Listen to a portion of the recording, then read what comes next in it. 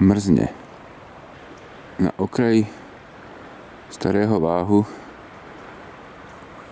sa vytvárajú menšie ľadové plochy. Na hlavnom toku váhu sa vytvára ľadová drť. Jazera sú zamrznuté durch.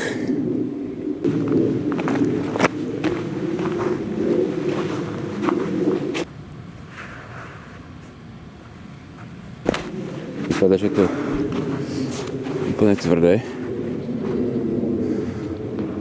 Na cestách je asi centimetrový snehový poprašok. To sú výborné podmienky na jazdenie.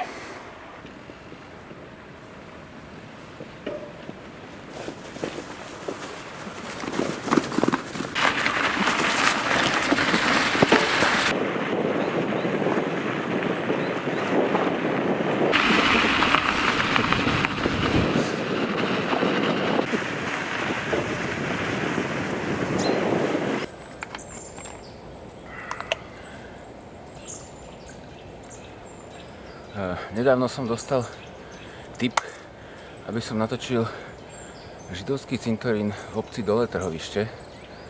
Ja som už pred pár rokmi v Dolnom Trhovišti židovský cintorín natáčal, ale vypadá to, že obec je zložená keby z dvoch častí a je tam ešte jeden židovský cintorín v časti s názvom Milenová. Vôbec som ho nikde na mapách ani nikde na internete o ňom nevedel, tak som veľmi zvedavý. Chcel by som to ísť nejak preskúmať. Nedávno sa mi podarilo na Google mapách objaviť nejaký náznak, kde by to mohlo byť. Malo by to byť niekde tu. To je Dolné Trhovište. A jeden z tých židovských cintorínov, čo som natáčal, bol niekde tu, pri klasickom cintoríne.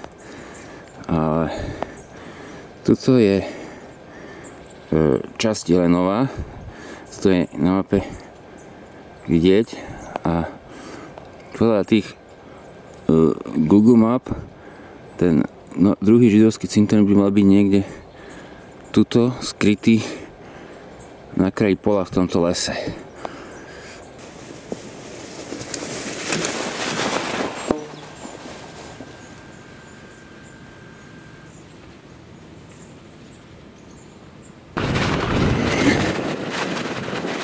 Jazda zimným lesom má svoje čaro. Je to len asi 1 cm. Je to neporovnateľne lepšie ako blato. Teplomer ukazuje -5. Nefúka vietor.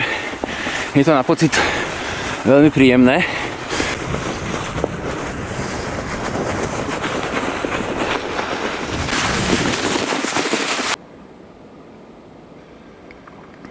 Ja sa teraz nachádzam niekde nad tepličkami a spustím sa dolu do tepličiek a odtiaľ prejdem cez tento les do Dolného Trhovišťa.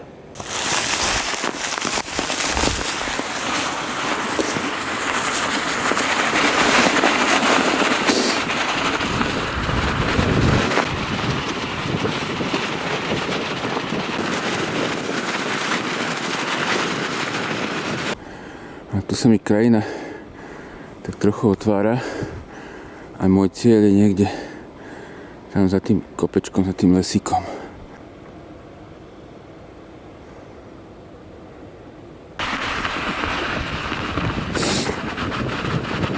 No už som pri tepličkách. Pred sebou mám ešte jeden les.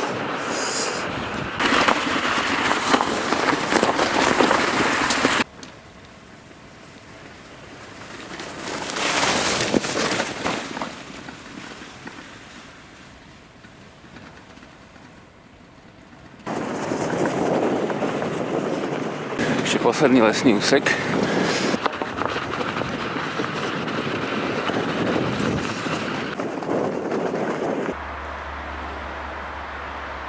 No a pomaly vychádzam na hlavnú cestu.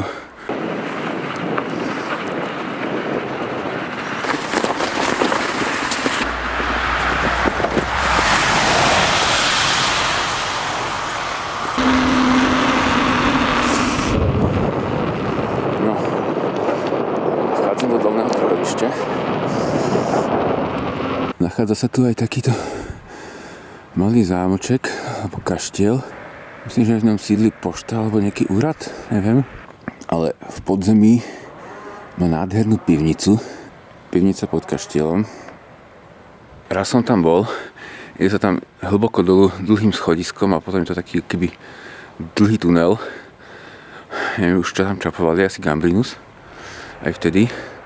A možno niekedy na jar, keď bude teplejšie, by som urobil taký nejaký seriál o okolitých pohostinstvách,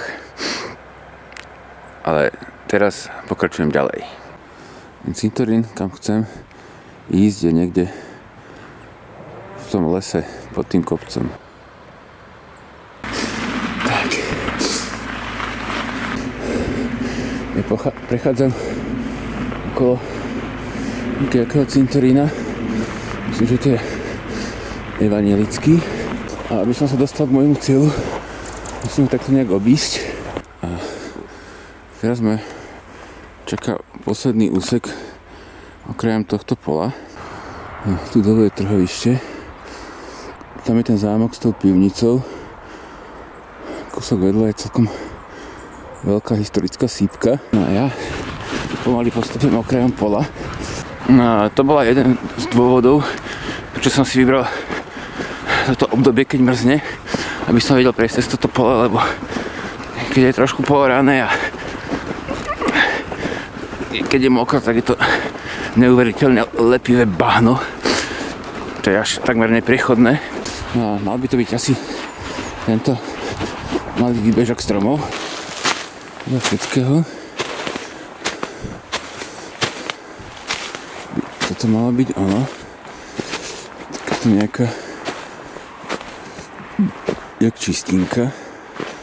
Áno. Už tam vidím nejaké hroby. Väčšina z nich je síce na zemi. Skúsim si to prejsť.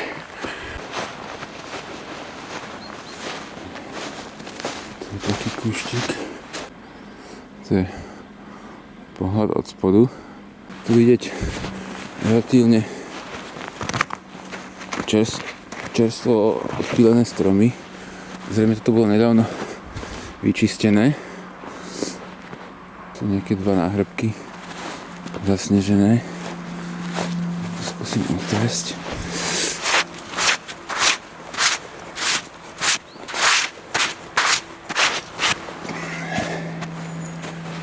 To nejaký náznaky nápisov, ale to je úplne zarastené machom. To je ďalší z nejakých stojacích.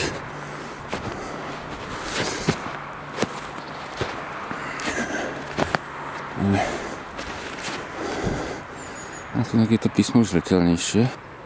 Zrejme hebrejské. Idem teraz do centrálnej časti, tam vyzerá byť také najväčšie tie náhrobky, len sú všetky popadané.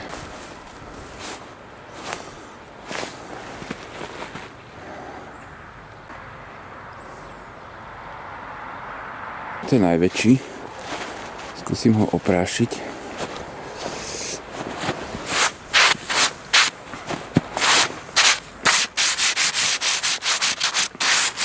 To je jasne vidieť.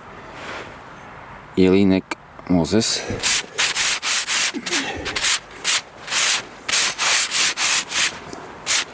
Zrejme nejaká významnejšia osoba. Podľa neho je asi aj nazvaná táto časť obce Jelenová. Pozriem, čo je tu. To je niečo také lovice. No tento náhrobok je asi najhonosnejší.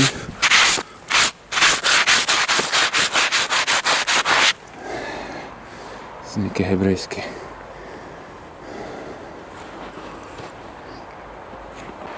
Zaujímavé, takýto stratený cintorín. Vravím, že som netušil, že tu také niečo je. A pekné, že je to takto vyčistené.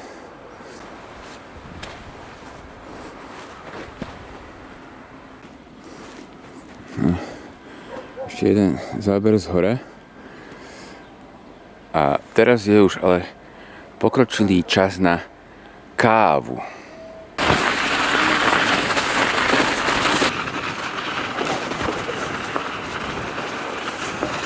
Tu hore nad obcov by malo byť také verejné ohnisko.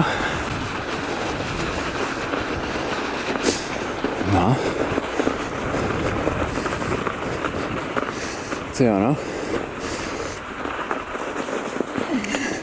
Vo fľaške mám miesto vody skôr takú ľadovú drť. Skúsim si z nej aj nejak roztopiť na čaj.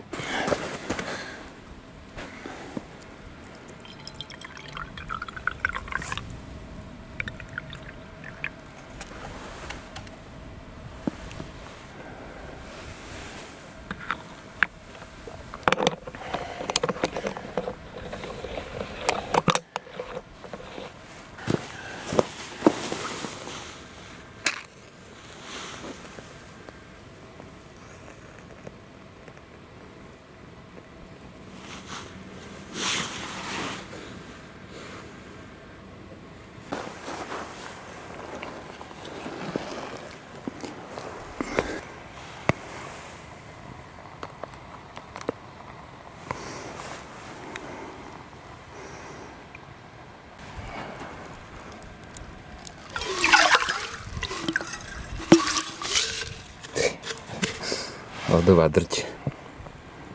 A už je káva.